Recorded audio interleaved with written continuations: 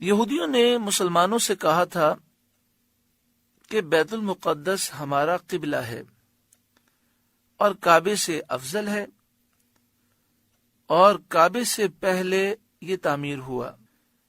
انبیاء نے اس کی طرف ہجرت کی اور یہی عبادت کا قبلہ ہے انبیاء کا۔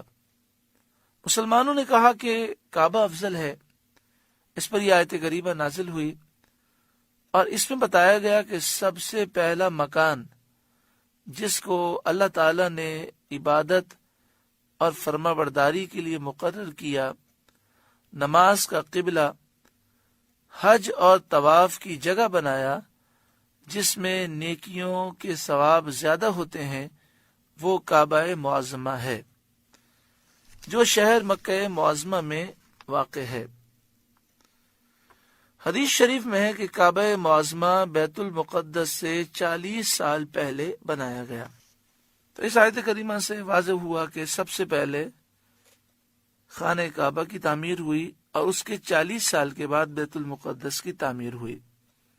لیکن اس میں تاریخی حوالے سے دیکھیں تو کافی گہرائی ہے۔ تاریخی حوالے سے دیکھیں تو یہ ہے کہ سب سے پہلے اللہ تبارک و تعالی نے فرشتوں کو نازل فرمایا اور فرشتوں نے خانہ کعبہ کی تعمیر کی۔ یہ خانہ کعبہ یاقوت کا تھا، فرشتے اس کے گرد طواف کرتے تھے۔ حضرت آدم علیہ السلام نے بھی اس کے گرد طواف کیا۔ پھر وہ خانہ کعبہ اٹھا لیا گیا اور اس کی جگہ پر حضرت آدم علیہ السلام نے خانہ کعبہ کی تعمیر کی۔ پھر آپ اور آپ کی اولاد یہاں پر طواف کرتے رہے، حج کرتے رہے۔ نوح علیہ السلام کے زمانے میں جب طوفان آیا تو خانہ کعبہ کو اٹھا لیا گیا۔ پھر اس کے بعد حضرت ابراہیم علیہ السلام نے اللہ کے حکم سے اس کی تعمیر فرمائی۔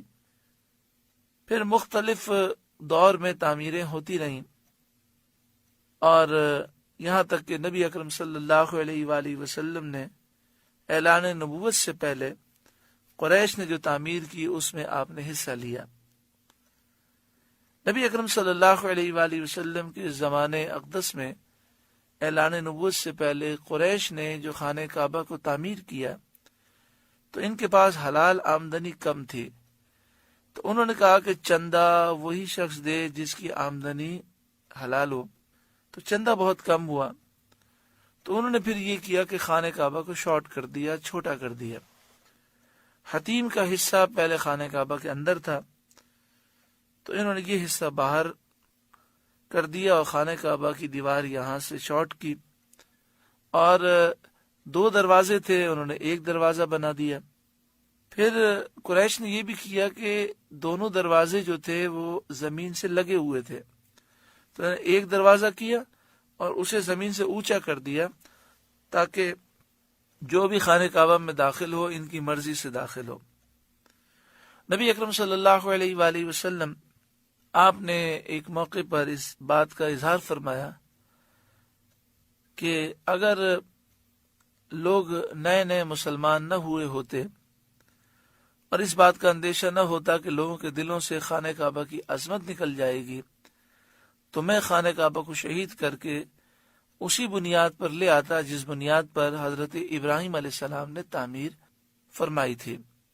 پھر حضرت عبداللہ بن زبیر رضی اللہ تعالی عنہما کا جب دور حکومت آیا تو آپ نے نبی اکرم صلی اللہ علیہ وآلہ وسلم کی اس حدیث کے مطابق خانہ کعبہ میں توسیع کی کہ حتیم کا حصہ خانہ کعبہ کے اندر آپ نے لے لیا، یعنی اس طرف سے دیوار بڑھا دی اور دروازے 2 کر دیے اور دونوں دروازے زمین سے ملا دیے۔ اس میں طریقہ یہ تھا کہ ایک دروازے سے لوگ داخل ہوتے، خانہ کعبہ کے اندر وہ نوافل اور دیگر عبادات کر کے دوسرے دروازے سے نکل جاتے۔ پھر اس کے بعد عبد الملک بن مروان کے دور حکومت میں حجاج بن یوسف بڑا ظالم شخص تھا۔ اس نے عبد الملک بن مروان کا ذہن یہ بنایا کہ عبداللہ بن زبیر رضی اللہ تعالی عنہما نے اپنی شہرت کے لیے کام کیا ہے، تو عبد الملک بن مروان نے شہید کر کے پھر خانہ کعبہ کو قریش کی بنا پر رکھ دیا۔ پھر اس کے بعد اسے یہ حدیث پہنچی، اسے بڑا افسوس ہوا کہ اگر مجھے پہلے پتا ہوتا کہ حضرت عبداللہ بن زبیر رضی اللہ تعالی عنہما نے وہ کام کیا جو نبی اکرم صلی اللہ علیہ وآلہ وسلم کی خواہش تھی تو میں کبھی ایسا نہ کرتا۔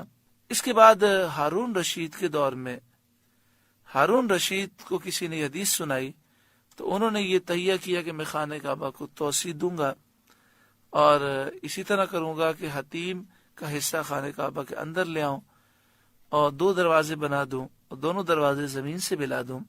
لیکن ایک روایت میں یہ کہ امام مالک نے ان کو یہ پیغام بھجوایا یا ان کے سامنے کہا کہ آپ ایسا نہ کریں ورنہ خانہ کعبہ بادشاہوں کے ہاتھوں کا کھلونا بن جائے گا۔ آپ کے جانے کے بعد کوئی آپ کا سیاسی مخالف آئے گا، وہ شہید کر کے پھر اسے پرانی حالت پہ لے آئے گا، پھر اس کا کوئی سیاسی مخالف آئے گا، وہ شہید کر کے اس کو دوبارہ اس حالت پہ لے آئے گا، تو اس طرح لوگوں کے دلوں سے خانہ کعبہ کی عظمت نکل جائے گی۔ تو آج خانہ کعبہ اسی طرح ہے، حتیم کا جو حصہ ہے یعنی خانہ کعبہ کے پاس جو باؤنڈری ہے، اس باؤنڈری میں آپ داخل ہوں جسے حتیم کہتے ہیں، تو در حقیقت یہ خانہ کعبہ کے اندر کا حصہ ہے۔ جو اس میں داخل ہو گیا گویا کہ خانہ کعبہ کے اندر داخل ہو گیا۔ اللہ رب العالمین بار بار اس مبارک گھر کی حاضری، اس کا طواف اور حج رب العالمین ہم سب کو نصیب فرمائے۔